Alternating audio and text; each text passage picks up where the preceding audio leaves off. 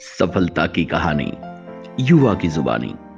वर्ष 2008-2009, जब सारंगपुर विकास खंड के छोटे से गांव बिलोदा सड़क का एक युवा, जिनके मन में हमेशा से अपने गांव के लिए और अपनों के लिए कुछ कर गुजरने की ख्वाहिश रहती थी। इन ख्वाहिशों का ही नतीजा था कि जन अभियान परिषद द्वारा वर्ष 2009 में वहां एक समिति का निर्माण किया गया। उस समिति में 11 सदस्यों को जोड़कर श्री सतीश सिंह बेस को अध्यक्ष बनाया गया और समिति को जैविक कृषि, नशा मुक्ति, जल संरक्षण, स्वच्छता, वृक्षारोपण और शासन की योजनाओं को अंतिम व्यक्ति तक पहुंचाने का कार्य दिया गया। जो शासन के द्वारा योजनाएं चलाई जा रही हैं उसमें जैविक खेती, प्राकृतिक खेती एवं जल संरक्षण के रूप में आगे बढ़कर काम किया है और उनकी प्रेरणा से ही गांव के अन्य किसान भी जैविक खेती और प्राकृतिक की खेती की ओर अग्रसर हो रहे हैं। बस ऐसा लगता था जैसे इन युवाओं को इसी बात का इंतजार था। इन्होंने सबसे पहले शासन की योजनाओं को ध्यान में रखते हुए ऊर्जा बचत पर वर्ष 2011 में अपने गांव को पूर्ण CFL युक्त किया। वर्ष 2014-2015 में प्रधानमंत्री जन धन खाता खोलने वाला पहला गांव बना। प्रधानमंत्री सुरक्षा बीमा करवाने वाला भी पहला गांव बना। 2008 से समिति के माध्यम से हमारे गांव में सतीश सिंह बेस ने जोड़ा था गांव को। उससे हमारे गांव में बहुत सारे विकास के काम हुए और उसके विषय में आप गांव के ये बैठे लोग इनसे भी चर्चा कर सकते हैं। जो गांव के समिति के माध्यम से विकास कराए, जैसे खाल का घेरीकरण हुआ, खाते खुलाना, ऐसे बहुत सारे कामों के विकास कराए गए हैं। कहूँ दे दिया 2 महीना का हमारा खातो खुलवा दियो जनधन में है, बीमा करवा दियो। समूह के माध्यम से सबके खाते खुलवाए।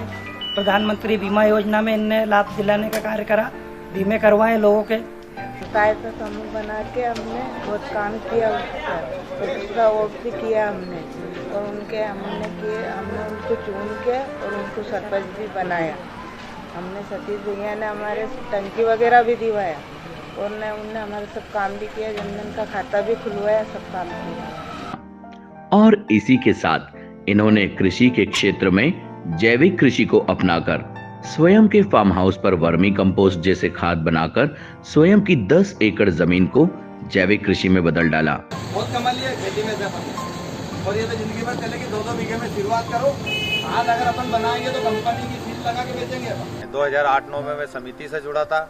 समिति से जुड़ने के बाद में उसमें जो 7-8-9 विषय दिए थे, जैविक, जल संरक्षण, ऊर्जा बचत, नशा मुक्ति और शासन की योजनाओं को नीचे तक ले जाना।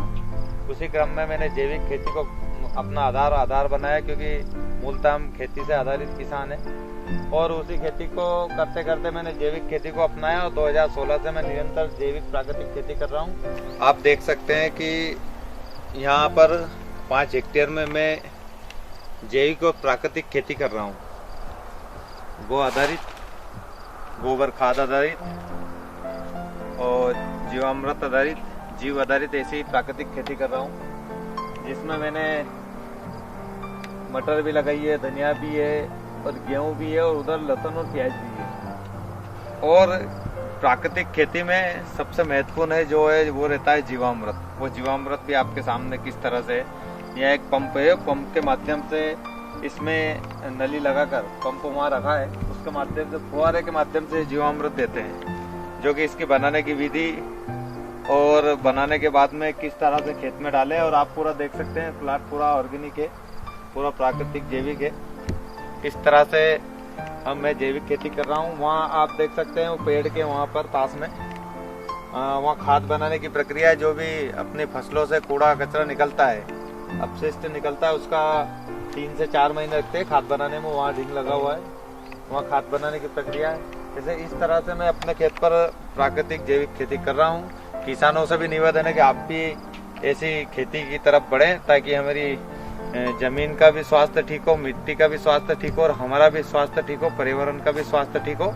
इसी के माध्यम से मैंने एक FPO बना रखा है किसानों को सम्मिलित करके 2016-17 का।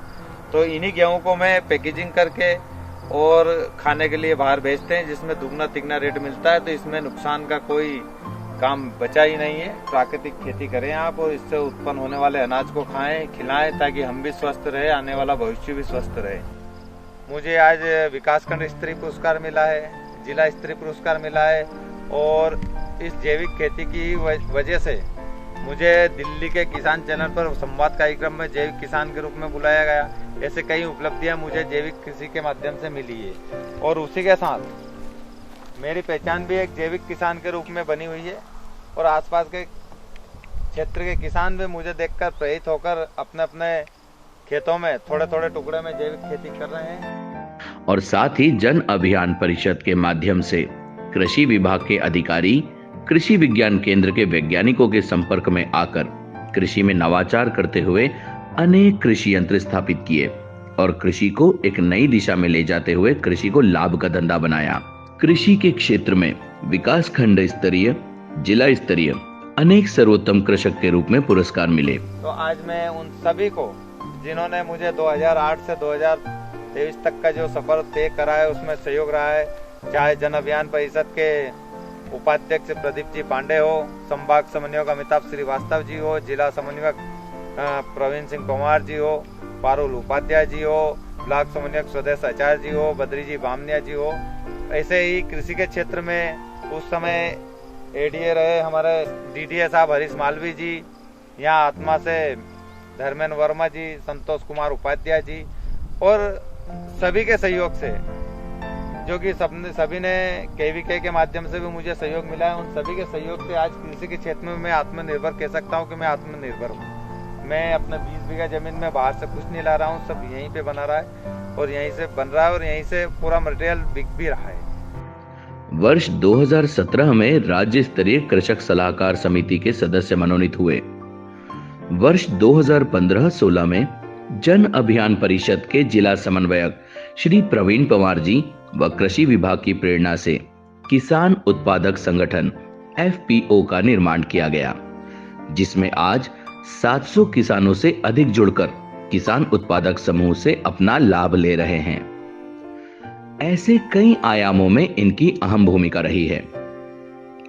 वहीं जन अभियान परिषद के माध्यम से और अपने कुशल नेतृत्व के बल पर जल संरक्षण पर अपने गांव के साथ साथ पास में निकलने वाली काली नदी में भी क्षेत्रीय सांसद, क्षेत्रीय विधायक, SDM, जन अभियान ब्लॉक समन्वयक और जनता के जन सहयोग से नालों व तालाबों का विशाल गहरीकरण किया गया। पानी की विपत्ति थी, उसमें समिति और ग्राम सहयोग से 2017-18 में ये ग्रामीण जन सहयोग से 1 से 1.5 किलोमीटर लंबा नाले का गहरीकरण हुआ है। आप देख सकते हैं इसकी चौड़ाई भी। इसमें हमारे गांव में नवंबर में पानी खत्म हो जाता था, इससे 1 महीने पानी ज्यादा चलने लग गया। गहरीकरण के कारण से 1 महीना पानी ज्यादा चलता है।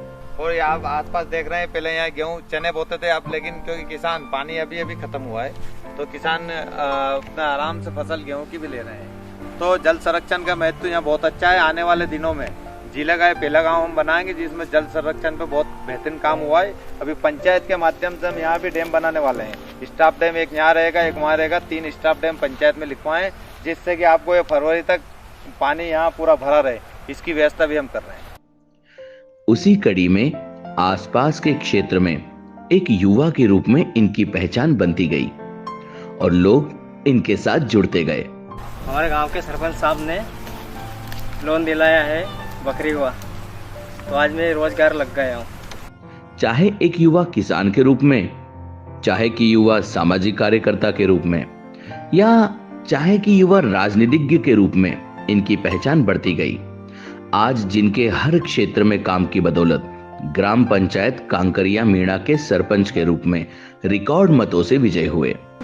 अच्छा विकास देगा साहब, तो हमने उनको सरपंच में खड़ा करके हमने चुन भी लिया।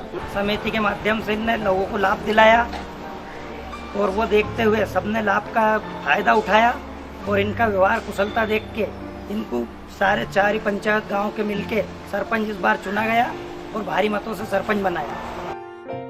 आज यह युवा आसपास क्षेत्र के लिए आदर्श स्थापित करने वाले युवाओं की गिनती में है।